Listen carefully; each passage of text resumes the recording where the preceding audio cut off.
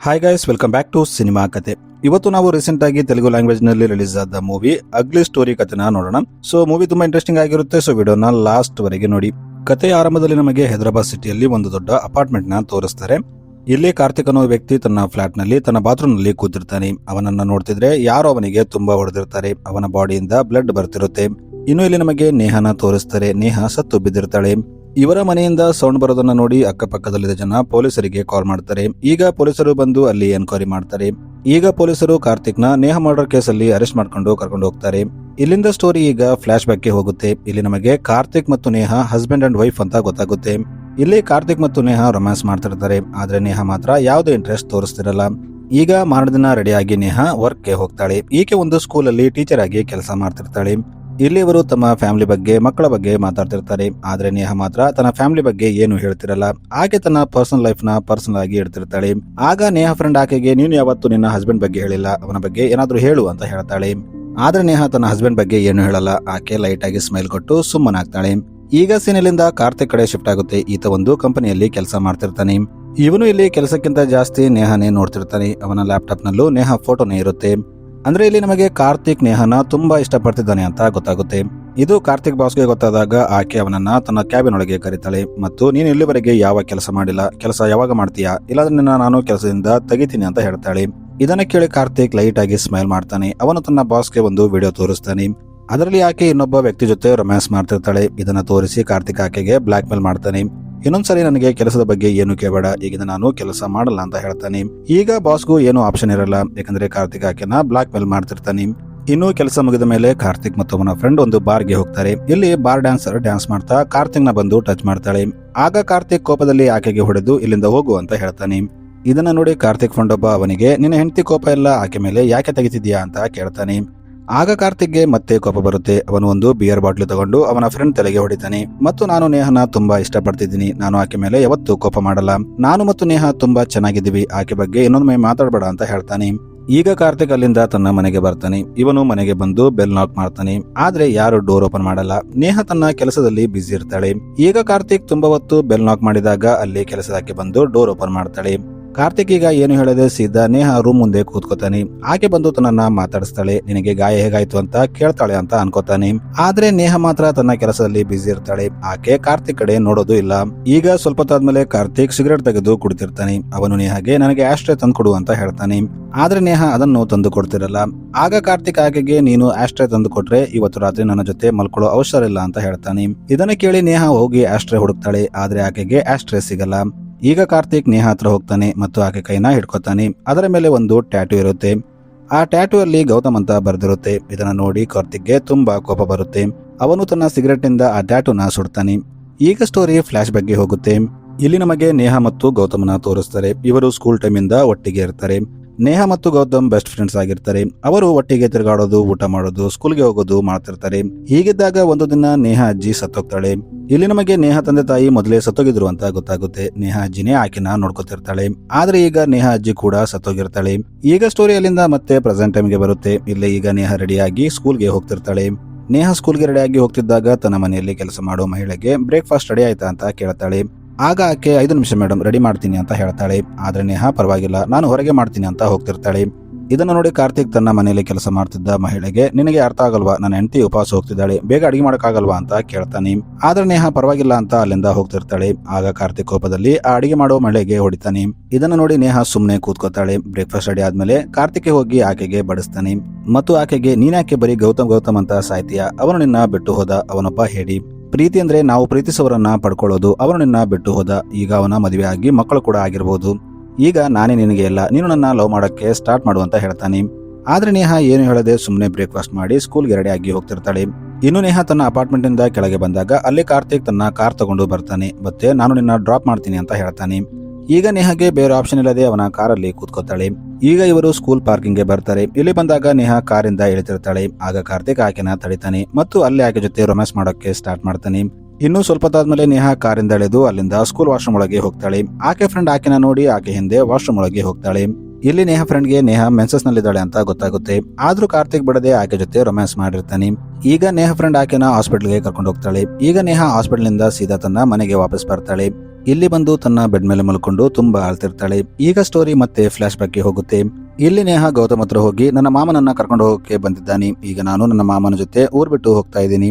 ನಾವು ಈಗಿಂದ ಒಟ್ಟಿಗೆ ಆಡೋಕ್ಕಾಗಲ್ಲ ಗೌತಮ್ ಅಂತ ಹೇಳ್ತಾಳೆ. ಇದನ್ನ ಕೇಳಿ ಗೌತಮ್ ಆಕೆಗೆ ಪರವಾಗಿಲ್ಲ, ನಾನೇ ನಿನ್ನ ಜೊತೆ ಆಡೋಕೆ ಅಲ್ಲಿಗೆ ಬರ್ತೀನಿ ಅಂತ ಹೇಳ್ತಾನೆ. ಈಗ ನೇಹ ಮಾಮ ಆಕೆನ ಕರ್ಕೊಂಡು ಸಿಟಿಗೆ ಬರ್ತಾನೆ. ನೇಹ ತನ್ನ ಬಾಲವನ್ನೆಲ್ಲ ಇಲ್ಲೇ ಕಳೀತಾಳೆ. ಆದ್ರೆ ಗೌತಮ್ ಮತ್ತು ನೇಹ ಡೈಲಿ ಫೋನಲ್ಲಿ ಮಾತಾಡ್ತಿರ್ತಾರೆ. ಅವರು ತಮ್ಮ ಡೈಲಿ ರೊಟೀನ್ ನ ಒಬ್ಬರಿಗೊಬ್ಬರು ಹಂಚ್ಕೋತಿರ್ತಾರೆ.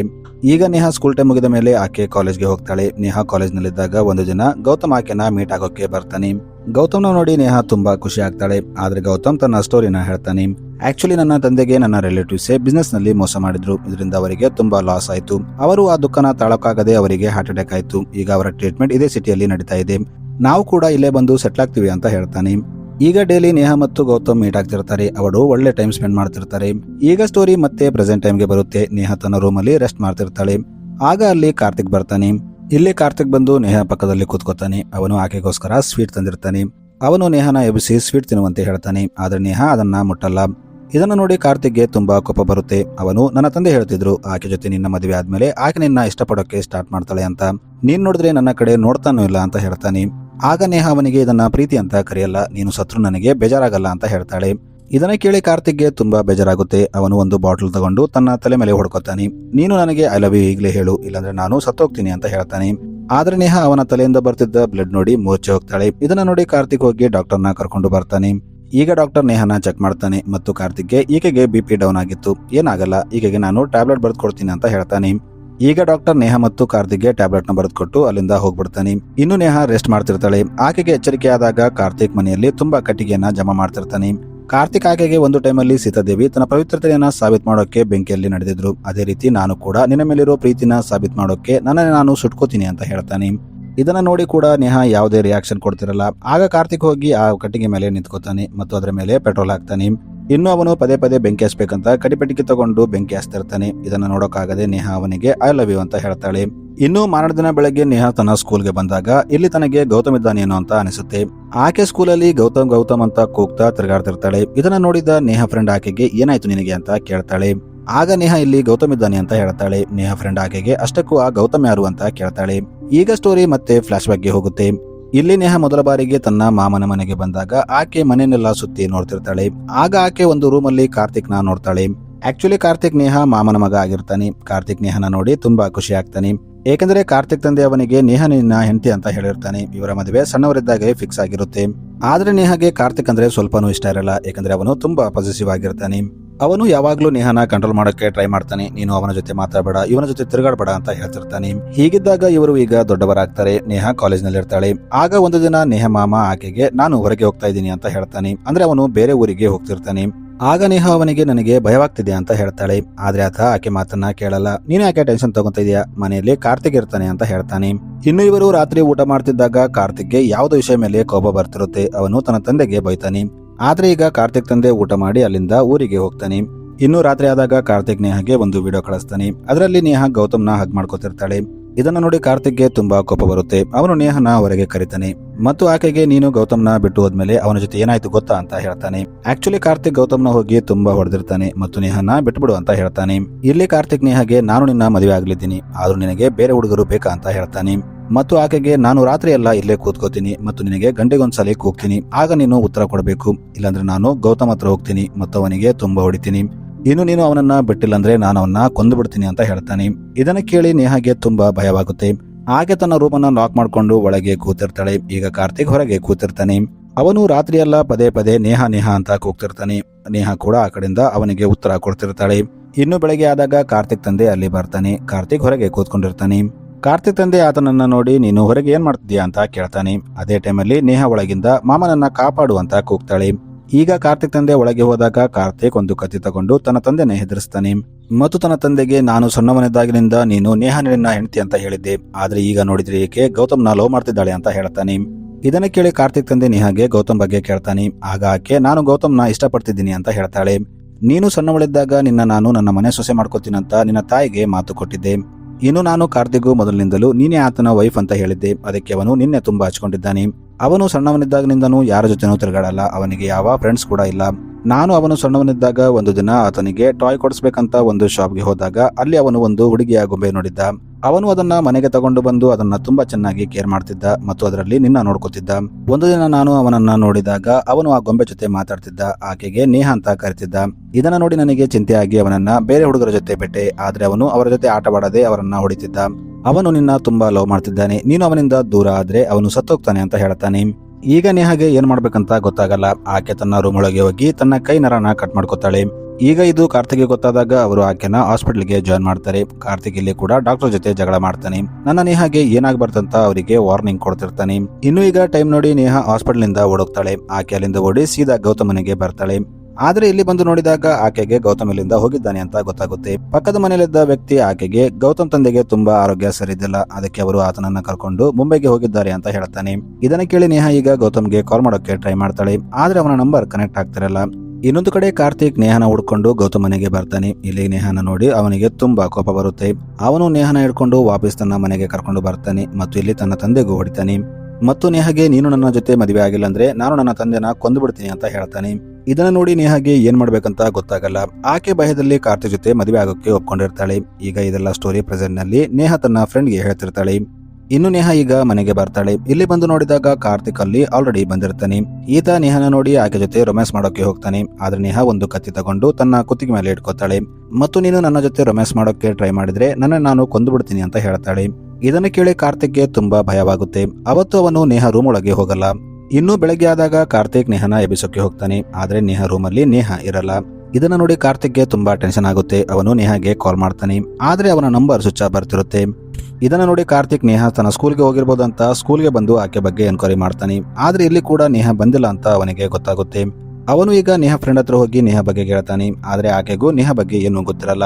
ಅವನು ಎಲ್ಲಾ ಕಡೆ ನೇಹಾನ ಹುಡುಕ್ತಾನೆ. ನೇಹಾ ಸಿಗದಾಗ ಅವನು ಹುಚ್ಚನ ತರ ಆಗಿರ್ತಾನೆ. ಇನ್ನು ಈಗ ಸ್ವಲ್ಪ ದಿನ ಕಳೆಯುತ್ತೆ. ಕಾರ್ತಿಕ್ಗೆ ನೇಹಾ ಎಲ್ಲಿದ್ದಾಳೆ ಅಂತ ಗೊತ್ತಾಗಲ್ಲ. ಅವನು ತುಂಬಾ ಡಿಪ್ರೆಷನ್ಗೆ ಹೋಗ್ತಿರ್ತಾನೆ. ಹೀಗಿದ್ದಾಗ ಕಾರ್ತಿಕ್ ಒಂದು ದಿನ ಬೆಳಗ್ಗೆ ಕುಡಿತಾ ಕೂತಿರ್ತಾನೆ. ಆಗ ಅವನ ಡೋರ್ ಬೆಲ್ ನಾಕ್ ಆಗುತ್ತೆ. ಅವನು ನೇಹಾ ಬಂದಿರಬಹುದಂತ ತುಂಬಾ ಖುಷಿ ಆಗ್ತಾನೆ. ಹೋಗಿ ಡೋರ್ ಓಪನ್ ಮಾಡಿದಾಗ ಅಲ್ಲಿ ಕೆಲಸದಾಕೆ ಬಂದಿರ್ತಾಳೆ.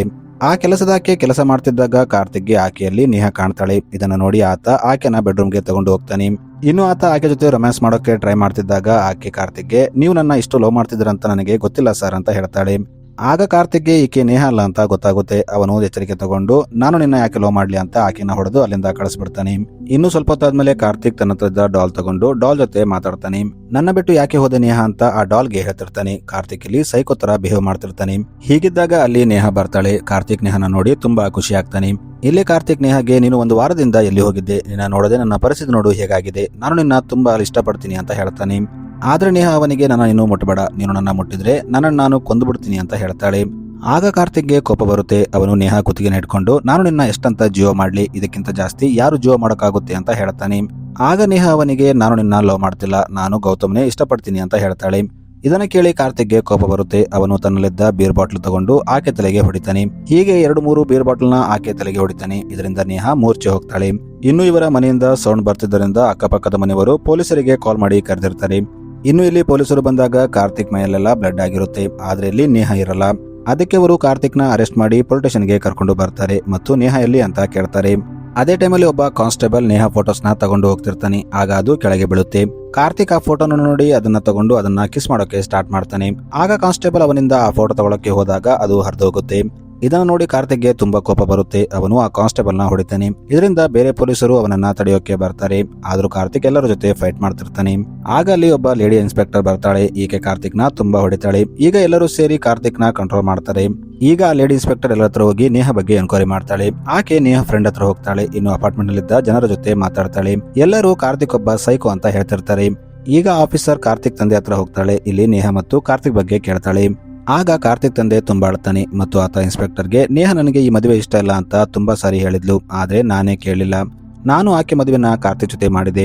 ಆದ್ರೆ ಕಾರ್ತಿಕ್ ಒಬ್ಬ ಸೈಕೋ, ಅವನೇ ನೇಹಾನ ಕೊಂದಿದ್ದಾನೆ ಅಂತ ಹೇಳ್ತಾನೆ. ಈಗ ಕಾರ್ತಿಕ್ ಕೇಸ್ ಕೋರ್ಟ್ಗೆ ಬರುತ್ತೆ. ಇಲ್ಲಿ ಎಲ್ಲಾ ಸಾಕ್ಷ್ಯಗಳು ಕಾರ್ತಿಕ್ ವಿರುದ್ಧ ಇರುತ್ತೆ. ಯಾಕಂದ್ರೆ ಎಲ್ಲರೂ ಕಾರ್ತಿಕ್ ಒಬ್ಬ ಸೈಕೋ ಅಂತ ಸ್ಟೇಟ್ಮೆಂಟ್ ಕೊಟ್ಟಿರ್ತಾರೆ. ಇನ್ನು ಕಾರ್ತಿಕ್ ಪರಿಸ್ಥಿತಿ ನೋಡಿದ್ರೆ ಅವನ ಮೆಂಟಲ್ ಕಂಡೀಷನ್ ಸರಿ ಇಲ್ಲ ಅಂತ ಅನಿಸುತ್ತೆ. ಇಲ್ಲಿ ಕೋರ್ಟ್ ಕಾರ್ತಿಕ್ ನ ಮೆಂಟಲ್ ಅಸೈಲಮ್ಗೆ ಕಳಿಸುತ್ತೆ. ಈಗ ಸ್ಟೋರಿಯಿಂದ 2 ವರ್ಷ ಮುಂದೆ ಹೋಗುತ್ತೆ. ಇಲ್ಲಿ ನಮಗೆ ಕಾರ್ತಿಕ್ ನ ತೋರಿಸ್ತಾರೆ. ಈತ ಒಂದು ಮೆಂಟಲ್ ಹಾಸ್ಪಿಟಲ್ ನಲ್ಲಿ ಇರ್ತಾನೆ. ಆಗ ಅಲ್ಲಿ ಆ ಲೇಡಿ ಇನ್ಸ್ಪೆಕ್ಟರ್ ಕಾರ್ತಿಕ್ ನ ಮೀಟ್ ಆಗೋಕೆ ಬರ್ತಾಳೆ. ಈಕೆ ಕಾರ್ತಿಕ್ಗೆ ನೇಹಾ ಇನ್ನೂ ಬದುಕಿದ್ದಾಳೆ ಮತ್ತು ಆಕೆ ಗೌತಮ್ ಜೊತೆ ತುಂಬಾ ಸಂತೋಷವಾಗಿದ್ದಾಳೆ ಅಂತ ಹೇಳ್ತಾಳೆ. ಇದನ್ನ ಕೇಳಿ ಕಾರ್ತಿಕ್ ಶಾಕ್ ಆಗ್ತಾನೆ. ಈಗ ಸ್ಟೋರಿ ಮತ್ತೆ ಫ್ಲಾಶ್ ಬ್ಯಾಕ್ಗೆ ಹೋಗುತ್ತೆ. ಅವತ್ತು ನೇಹಾ ಸ್ಕೂಲಲ್ಲಿ ಗೌತಮ್ ಬಂದಿದ್ದಾನೆ ಅಂತ ಹುಡುಕ್ತಿರ್ತಾಳಲ್ಲ, ಆಕ್ಚುಲಿ ಅವತ್ತು ಗೌತಮ್ ಸ್ಕೂಲಿಗೆ ಬಂದಿರ್ತಾನೆ. ಅವನು ನೇಹಾಗೆ ನನ್ನ ತಂದೆ ಆರೋಗ್ಯ ತುಂಬಾ ಕ್ರಿಟಿಕಲ್ ಆಗಿತ್ತು, ಅದಕ್ಕೆ ನಾನು ಅವರನ್ನ ಕರ್ಕೊಂಡು ಬೊಂಬೈಗೆ ಹೋಗಿದ್ದೆ. ಆದ್ರೆ ನಾನು ವಾಪಸ್ ಬಂದಾಗ ನಿನ್ನ ಮದುವೆ ಆಯ್ತು ಅಂತ ಗೊತ್ತಾಯ್ತು. ನೀನು ನಿನ್ನ ಮದುವೆಯಲ್ಲಿ ಸಂತೋಷವಾಗಿದ್ಯಾ ತಾನೆ ಅಂತ ಕೇಳ್ತಾನೆ. ಆಗ ನೇಹಾ ತುಂಬಾ ದುಃಖ ಪಡ್ತಾಳೆ. ಆಕೆ ಅಳ್ತಾ ಗೌತಮ್ಗೆ ಎಲ್ಲ ನಿಜ ಹೇಳ್ತಾಳೆ. ಇದನ್ನ ಕೇಳಿ ಆ ಲೇಡಿ ಇನ್ಸ್ಪೆಕ್ಟರ್ ನೇಹಾಗೆ ಈ ಮದುವೆಯಿಂದ ಹೇಗೆ ಹೊರಗೆ ಬರ್ಬೇಕಂತ ಒಂದು ಪ್ಲಾನ್ ಹೇಳ್ತಾನೆ. ಇವರ ಪ್ಲಾನ್ ಪ್ರಕಾರ ನೇಹಾ ಒಂದು ವಾರ ಮನೆ ಬಿಟ್ಟು ಹೋಗ್ತಾಳೆ. ಇನ್ನು ಈಕೆ ವಾಪಸ್ ಬಂದಾಗ ಕಾರ್ತಿಕ್ ಕೋಪದಲ್ಲಿರ್ತಾನೆ. ಅವನು ನೇಹಾ ಮೇಲೆ ಅಟ್ಯಾಕ್ ಮಾಡ್ತಾನೆ. ಅವನು ನೇಹಾ ಮೇಲೆ ಅಟ್ಯಾಕ್ ಮಾಡಿದಾಗ ಅಲ್ಲಿ ಆ ಇನ್ಸ್ಪೆಕ್ಟರ್ ಬಂದು ನೇಹಾನ ಕರ್ಕೊಂಡು ಹೋಗಿರ್ತಾಳೆ. ಇನ್ನು ಆಗಿಂದ ಗೌತಮ್ ಏನೆಲ್ಲ ಮಾಡಿದ್ದಾನೋ ಅದನ್ನೆಲ್ಲ ಪೊಲೀಸರು ರೆಕಾರ್ಡ್ ಮಾಡ್ಕೋತಾರೆ ಮತ್ತು ಅದನ್ನ ಅವನ ವಿರುದ್ಧ ಯೂಸ್ ಮಾಡ್ತಾರೆ. ಇನ್ನು ಕೋರ್ಟಲ್ಲಿ ಕಾರ್ತಿಕ್ ಮೆಂಟಲ್ ಪೇಷಂಟ್ ಅಂತ ಸಾಬೀತಾದಾಗ ಕೋರ್ಟ್ ನೇಹಾಗೆ ಗೌತಮ್ ಅಪ್ರೂವಲ್ ಇಲ್ದಂಗೆ ಡೈವರ್ಸ್ ಕೊಟ್ಟಿರ್ತಾರೆ. ಈಗ ಗೌತಮ್ ಮತ್ತು ನೇಹಾ ಮದುವೆ ಆಗಿ ತುಂಬಾ ಖುಷಿಯಾಗಿರ್ತಾರೆ. ಸೊ ಮೂವಿ ಇಲ್ಲಿಗೆ ಎಂಡ್ ಆಗುತ್ತೆ. Thanks for watching.